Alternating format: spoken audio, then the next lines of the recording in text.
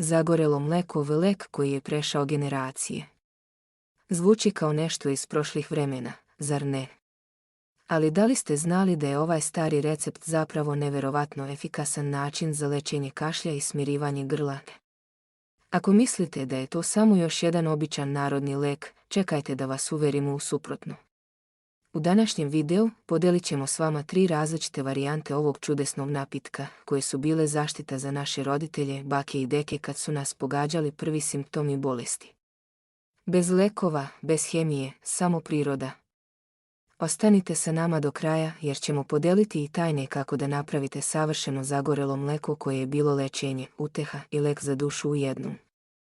I naravno, ako imate svoj recept, obavezno podelite u komentarima, jer je ovo tema koju svi volimo da delimo i razmenjujemo. Ako želite saznati sve tajne ovog neverovatnog narodnog leka, obavezno se prijavite na kanal i aktivirajte zvonce kako biste bili prvi koji će saznati sve o zdravlju na prirodan način. Narodni lek za grlo ili, kako ga mnogi od nas pamte iz detinjstva, zagorelo mleko bio je pravi simbol naših ranih godina.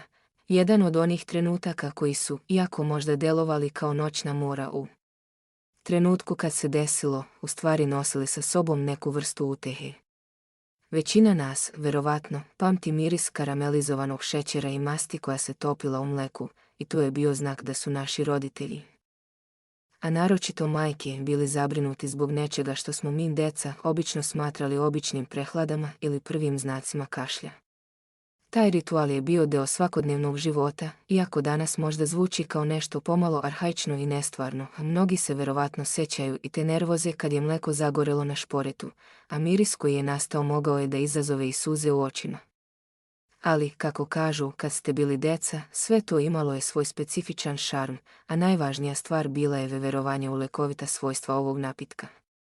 Verovalo se da on pomaže u ublažavanju kašlja, smirivanju nadraženog grla i oporavku organizma tokom prvih simptoma bolesti. Iako je ovaj napitak postao sinonim za našu decu i detinjstvo, ne treba zaboraviti da je on zapravo deo naše narodne medicine, koja je utemeljena na prirodnim sastojcima i jednostavnim, ali efikasnim metodama lečenja. Tradicionalna upotreba mleka, masti i šećera u ovom kontekstu zasniva se na verovanjima koja su prenošena s kolena na koleno, a koja se baziraju na iskustvu i posmatranju prirode i njene moći. Dakle, kada je neko iz porodice počeo da kašlje i kad su prve naznake bolesti bile prisutne, zagorelo mleko je bio najbrži način da se ublaži stanje i spreči razvoj težih simptoma, a bilo je nešto umirujuće u tom procesu, u tom čekanju da se šećer karamelizuje, da mleko zazvoni u loncu i da masti postepeno potone u toplu tečnost. Za mnoge, taj ritual je bio lekovita i utešna rutina koja je, pored fizičkog zdravlja, pružala i emocionalnu sigurnost. Činjenica da je mleko bilo zagorelo činilo je da ceo postupak ima gotovo magijski karakter, kao da je to nešto više od običnog lečenja. Kako se pravi zagorelo mleko, postoje mnoge varijante ovog napitka, ali 3 osnovne metode koje ćemo danas podeliti su najpoznatije i svakako najefikasnije. U zavisnosti od toga šta vam je potrebno, da li je reč o prehladi, kašlju ili jednostavno o želji da se opustite pre spavanja, izbor metode može da bude različit. Prvi recept, šećer, mleko i mast, svinjska ili gušćija. Ovaj recept je verovatno najjednostavniji, ali ipak najefikasniji, jer sadrži samo 3 sastojka, šećer, mleko i mast.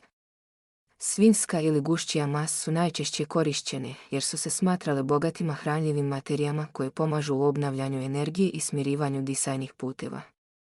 Svinjska mast, kao i gušćija, bogate su omega-3 masnim kiselinama koje pomažu u poboljšanju imuniteta i smanjenju zapaljenskih procesa.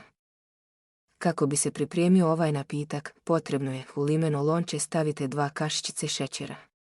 Potrebno je strpljenje dok se šećer ne karamelizuje. U trenutku kada poprimi zlatno smeđu boju, prelivamo ga sa malo mleka. Dok mleko još uvijek ključa, neprekidno mešajte, sve dok se šećer potpuno ne rastopi i poveže sa mlekom u šolju.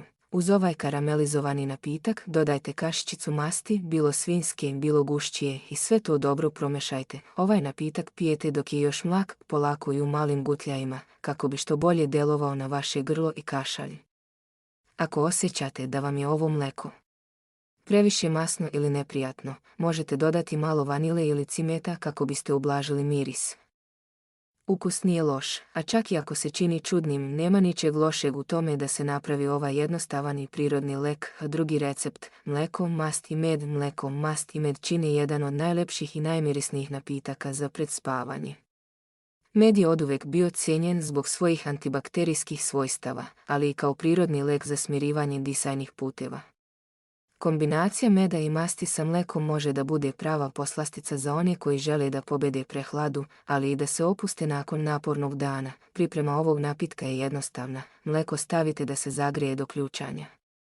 Onda, dok još vri, dodajte kašičicu masti, najbolje svinjske ili gušćije. Kada mleko sa masti postane blago mlako, dodajte kašiku meda i dobro promešajte. Ovaj napitak pijete pred spavanje, a najbolje je da, dok ga pijete, budete u toplom krevetu, umotani u ćebe.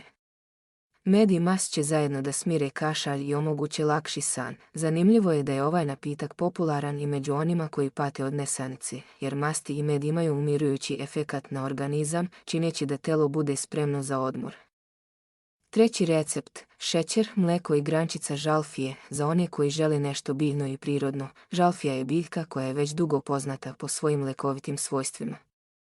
Ova biljka je odlična za smirivanje kašlja i upala grla, a njeno korišćenje u ovom napitku dodaje posebnu svežinu i lekovitost. Žalfija je bogata taninima, eteričnim uljima i flavonoidima koji mogu pomoći u smanjenju iritacija u grlu. Da biste pripremili ovaj napitak, uradite sljedeće. Prvo karamelizujte 2 kašičice šećera. Kada šećer postane zlatno smeđi, dodajte mleko. Dok mleko još uvijek ključa, stavite grančicu žalfije u napitak, ostavite da odstoji nekoliko minuta, potom ga sklonite sa ringle i procedite. Pijte ovaj napitak dok je još topao, a koristit ćete sve lekovite osobine žalfije zajedno sa blagim ukusom karamelizovanog šećera. Zagorelo mleko je više od jednostavnog napitka. To je deo naše tradicije koja se uči od generacije do generacije. U svijetu gdje se sve ubrzava, u kojem je medicina postala sve tehnološkija i složenija, ovaj jednostavni, prirodni lek podsjeća nas na snagu koju priroda ima.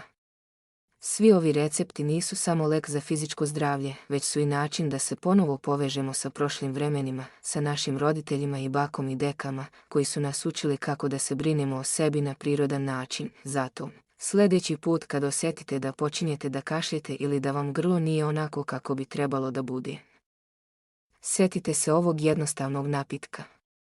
Možda se čini staromodnim, ali u svojoj jednostavnosti ima veliku snagu. I naravno, možete uvijek da podelite svoj recept sa nama, jer ovdje u ovoj tradiciji svakako ima prostora za nove varijacije i različite ukuse. Ako vam se dopao ovaj video i ako želite da saznate još mnogo korisnih savjeta o prirodnom lečenju, obavezno zapratite naš kanal Prirodno i zdravo. Ovdje ćete pronaći sve što vam je potrebno da poboljšate svoje zdravlje na prirodan način, od starih narodnih lekova, preko savjeta za zdravu ishranu, pa sve do prirodnih tretmana koji vam mogu pomoći da se osjećate bolje svaki dan. Ne zaboravite da kliknete na zvonce, jer već imamo pripremljeno mnogo sadržaja koji vas sigurno neće razočarati. Hvala što ste bili sa nama i do sljedećeg videa. Čuvajte svoje zdravlje prirodno i zdravo. Ako ste uživali u videu, obavezno ostavite like i podelite ga sa prijateljima. I naravno, napišite nam u komentarima koji prirodni lek biste želeli da obradimo sljedeći put.